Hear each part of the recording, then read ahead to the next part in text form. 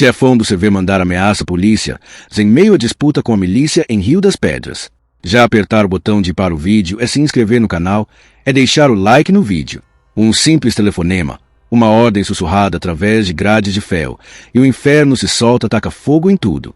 Essa é a história de Kevin Carmo Pereira dos Santos, conhecido nas ruas como Petex, um nome que ecoa medo e mistério nas comunidades onde o poder do dinheiro não para nem com algemas nos pulsos. Tudo começou na tarde do último mês, quando a Polícia Civil do Rio desencadeou uma operação meticulosa contra a expansão do CV em Jacarepaguá, um bairro que, para quem não conhece, é um mosaico de condomínios de luxo misturados a comunidades onde a desigualdade grita em cada esquina. Jacarepaguá, com suas praias escondidas e shoppings reluzentes, tem se tornado um alvo estratégico para facções como o CV, que buscam dominar rotas de distribuição e pontos de venda em áreas de classe média alta. A ação policial, batizada de forma sigilosa para evitar vazamentos, envolveu dezenas de agentes, helicópteros sobrevoando os telhados de zinco e equipes táticas avançando por vielas estreitas. O objetivo era, claro, desmantelar células que tentavam plantar bandeira vermelha em territórios historicamente disputados por milícia. Se rivais, foi nesse caldo de tensão que Petex entrou em cena, mesmo estando a quilômetros dali, confinado em uma unidade prisional. Flagrado em uma interceptação telefônica, aquelas escutas que a polícia usa como bisturi para cortar as veias, ele discava para soldados na rua. Taca fogo em tudo, ordenou, sem rodeios, como se estivesse pedindo um café na padaria da esquina. A mensagem se espalhou como dinheiro, barricadas incendiadas, coquetéis molotov arremessados contra viaturas, que deixou o bairro em polvorosa por horas. Moradores, pegos de surpresa, trancaram portas e janela. Não foi um confronto isolado, foi um lembrete de que as paredes da prisão não são barreiras suficientes quando o poder se constrói em redes invisíveis de lealdade e corrupção das autoridades. Transferido imediatamente para o presídio de segurança máxima de Bangu, aquele monstro de concreto no fim do mundo, onde o sol bate forte e as esperanças murcham. Petex agora enfrenta o isolamento total. Bangu não é qualquer lugar, é o calabouço final para os pesos pesados, com celas minúsculas, vigilância 24 horas e um regime que visa quebrar não só o corpo, mas a influência. Mas mesmo lá, histórias como a dele nos fazem questionar até onde vai o alcance de um líder. Eu conversei com fontes da polícia, off the record, e elas confirmam. Celulares contrabandeados são o calcanhar de Aquiles do sistema prisional. Um aparelho escondido em uma lata de sardinha, uma ligação de 5 minutos e o equilíbrio frágil da cidade treme. Para entender quem é Kevin Carmo Pereira dos Santos, precisamos voltar a agosto de 2024, um mês que ainda ecoa nas memórias das comunidades da Zona Norte. Era 15 de agosto, um dia comum na localidade do Karatê, um dos morros mais íngremes e isolados da Cidade de Deus. A CDD, como a gente chama por aqui, é um labirinto vivo, casas empilhadas como blocos de Lego, escadas que parecem não acabar e um senso de comunidade que sobrevive apesar de tudo. Policiais militares, em patrulha de rotina, se depararam com o que parecia uma Troia montada. Disparos ecoaram das alturas, traçantes riscando o céu azul. Os PMs, treinados para cenários assim, avançaram com cautela, cobrindo uns aos outros em uma dança de táticas urbanas. Foi no coração desse confronto que Petex surgiu, como uma sombra materializada. Ao lado de um bico daqueles modelos potentes, capazes de perfurar blindagens leves, ele guardava um arsenal de dinheiro, 400 gramas de conha, prensada em tablets que cheiravam a terra úmida, e 130 gramas de coca, pura o suficiente para abastecer festas e mansões da Barra da Tijuca. 5 munições no pente do bico, prontas para uso. Os policiais deram a ordem de parada, vozes firmes cortando o ar carregado de pólvora. Ele não resistiu fisicamente, talvez soubesse que o jogo estava perdido naquele instante e foi algemado em flagrante, as mãos para trás enquanto era conduzido morro abaixo. A denúncia correu rápida na delegacia da Cidade de Deus, onde o ar ainda cheirava a suor e adrenalina. Medidas de praxe, registro, exame de corpo de delito, interrogatório.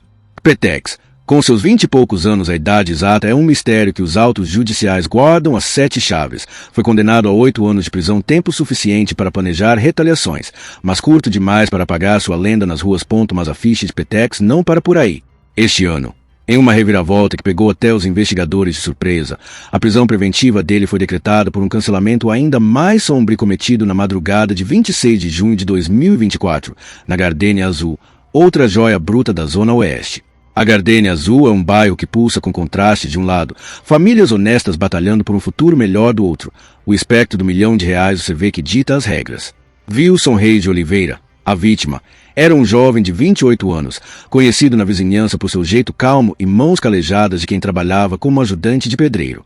Ele saía de uma festa de família, rindo com amigos sob as luzes amareladas dos postes, quando o destino traiu. Dois homens se aproximaram na escuridão, silhuetas contra o breu da rua deserta.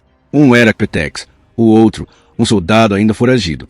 Sem palavras, só o estalo metálico de bicos sendo engatilhadas.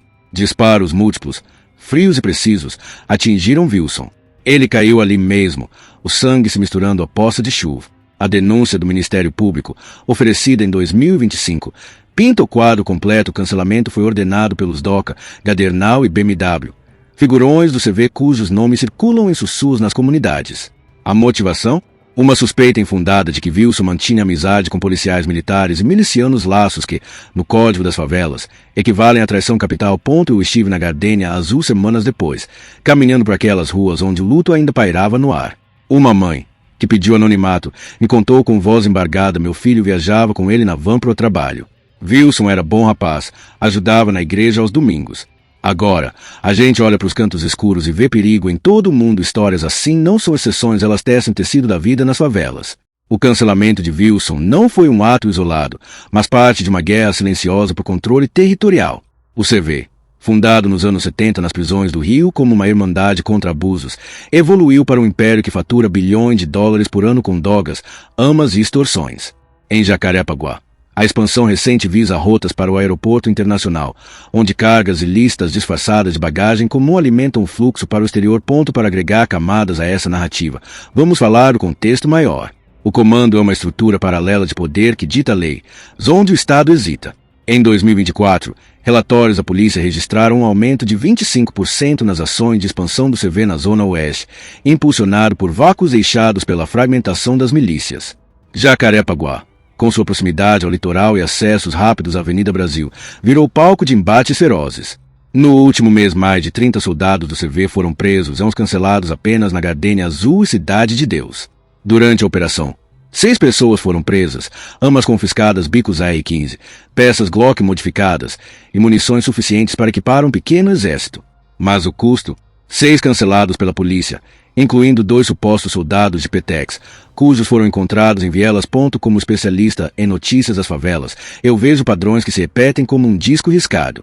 Pessoas como Petex não nascem vilões, eles emergem de um ciclo vicioso de pobreza, falta de oportunidades e violência doméstica. A Cidade de Deus, imortalizada no cinema, mas real em sua crueza, tem índice de desemprego acima de 40% entre jovens e escolas que fecham portas por falta de segurança. Petex, crescendo nesses morros, provavelmente viu o tráfico como escada para fora da miséria, uma ilusão que custa vidas. Sua prisão em agosto de 2024 veio após meses de inteligência policial, com drones mapeando rotas de fuga e informantes infiltrados arriscando tudo por uma recompensa modesta. Agora, pense no impacto econômico disso tudo. Nas favelas, o tráfico não é só bicos e pó, é um empregador informal que sustenta centenas de famílias. Um ponto de venda na Gardenia Azul pode gerar R$300 mil por semana, recirculados em mercadinhos locais, salões de beleza e até cursos de inglês para crianças. Mas esse valor vem com correntes, extorsões a comerciantes, recrutamento forçado de adolescentes e um ciclo de dependência que sufoca o empreendedorismo legítimo. Quando o Petex ordena, taca fogo em tudo. Ele não destrói só viaturas, ele queima pontes para o progresso, deixando moradores reféns de um medo que paralisa investimentos e sonhos. Vamos aprofundar na dinâmica prisional, porque é aí que o poder de Petex se revela mais insidioso. Bangu, inaugurado nos anos 90 como fortaleza inexpugnável, abriga mais de 6 mil detentos em condições que desafiam a dignidade humana. Celas superlotadas, saneamento precário e um comércio negro de celulares que floresce apesar de revistas rigorosas. Em 2023, uma operação interna confiscou 200 aparelhos em um único dia, mas o problema persiste. Petex, com sua rede de contatos, usou um desses dispositivos para coordenar o caos em Jacarepaguá. Especialistas em segurança pública, como um professor da UFRJ, argumentam que isso reflete uma falha sistêmica. O Brasil gasta bilhões em prisões, mas investe pouco em reabilitação. Programas de educação e trabalho prisional poderiam quebrar esses laços, mas o orçamento é minguado, priorizando concreto sobre corações. E o que dizem as ruas? Eu andei pela Cidade de Deus esta semana, microfone na mão, capturando vozes autênticas. Um líder comunitário, Ex-líder regenerado me confidenciou esses caras como Petex controlam de longe porque o medo é maior que as grades. A gente precisa de presença constante da polícia, mas sem o terror das invasões. Diálogo, emprego, luz nas vielas, isso sim desarma. Mulheres, que carregam o peso maior dessa violência, formam grupos de costura e hortas urbanas para resistir. Na Gardênia Azul, após a queda de Wilson, uma vigília reuniu 200 pessoas, velas acesas formando um círculo de esperança contra a escuridão. Olhando para o cancelamento de Wilson com mais detalhes, os autos revelam uma trama digna de roteiro. DOCA, Gadernal e BMW, apelidos que escondem identidades reais como máscaras, são chefes regionais do CV. Com fichas se inclui lavagem de dinheiro e importação de armas da Colômbia. A suspeita sobre Wilson surgiu de um boato. Ele teria sido visto conversando com o PM em um bar da Taquara. No mundo do tráfico, boatos cancelar mais que rajadas. Amanhã. Essa é a urgência que nos une. E agora, depois de tudo isso, me diga, o que você acha do poder que esses líderes exercem mesmo de trás das grades? É falha do sistema prisional ou algo mais profundo na nossa sociedade? Comenta aí embaixo, sua voz importa nessa conversa.